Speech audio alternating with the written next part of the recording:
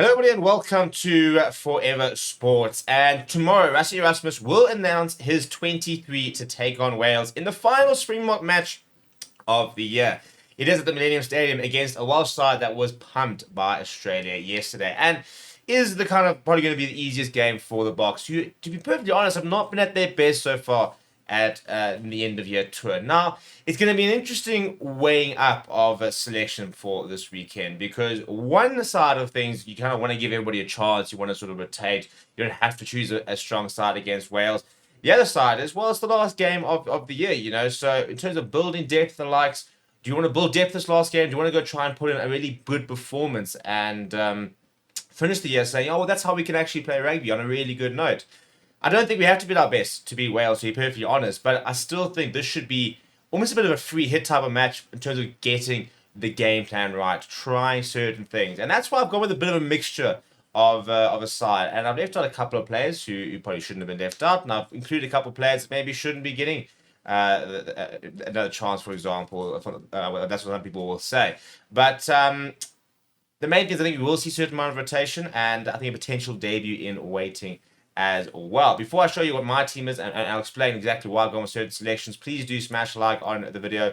Please do subscribe to the channel as well. Right, this is what I would select. If I was seeing RASSIE ERASMUS right now in the selection committee group, I would be saying, right, how about we throw this team together? Now, at the moment, there is a cut above Oxenchair's leg. Now, basically, if there are still stitches on that, he probably won't play this weekend. So I basically assumed he's not fit. If he is fit, start him, I don't think we should be rotating for the sake of rotating, to be honest. It's not like we've got any other games to worry about for another 6 months.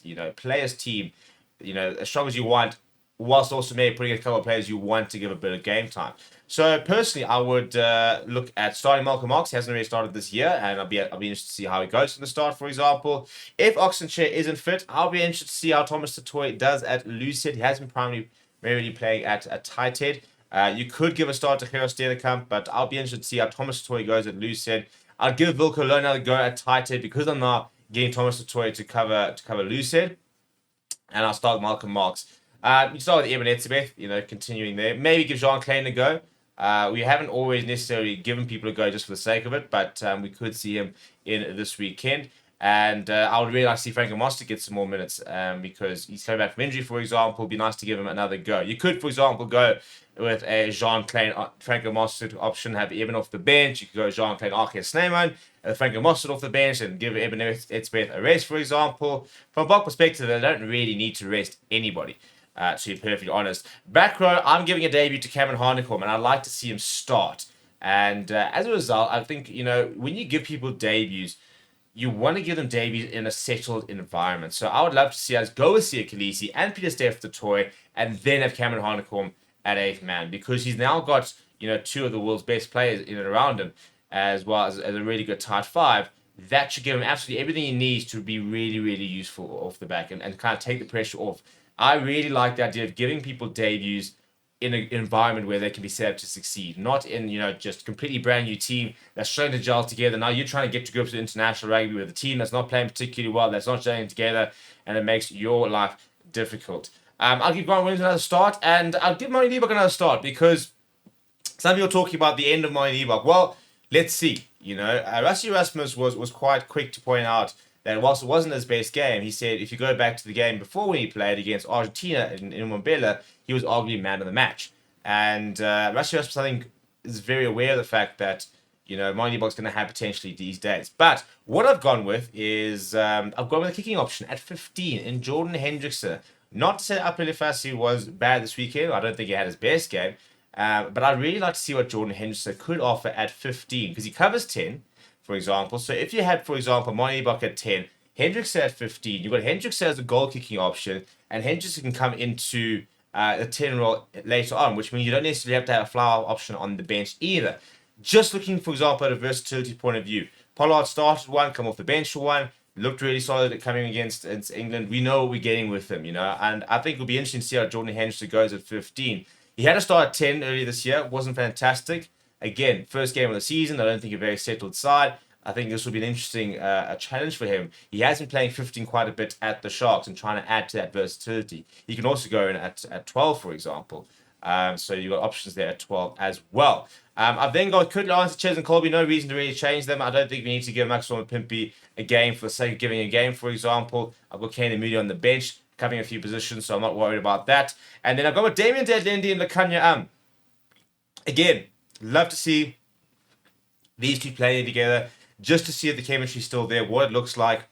Jesse Creel continues to be our number one starter, number 13, but Lakanya is our second choice.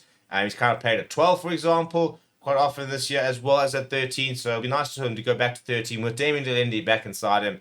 And I think that's a very settled backline that can allow Jordan Henderson to really sort of give a good go at 15. Off the bench, I've gone with a chance for Johan Kobbelaar, who has gone over and hasn't played yet.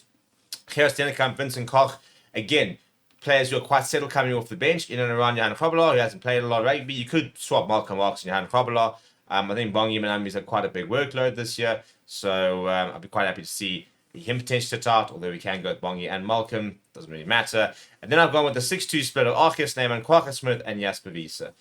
You could put in, for example, a Arceus Neyman, Jean Klein, and a Kwagga Smith, or all the likes like that, and have two locks on the bench, but that's kind of what I'll go with.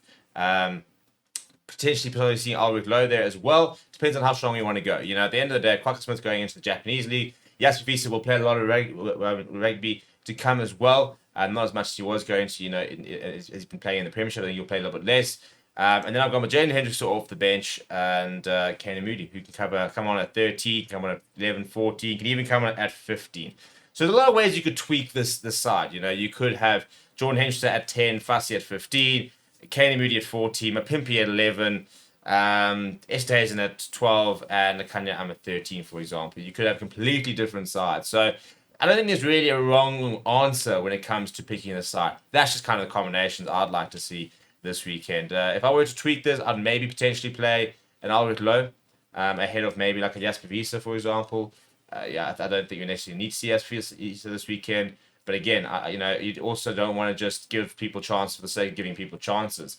And he was very good this past weekend. So if Cameron Honeycomb, for example, struggles, you can kind of put him at 8th man. But we'll probably likely see Kwagga Smith and an Ulrich Lowe coming off the bench if we go with that sort of 6-2 split and potentially a lock. Let me know what you think down in the comments below. Please do smash like on the video. Please do subscribe to the channel as well. Thank you very much for watching. My name is Steve. I'll chat to you soon.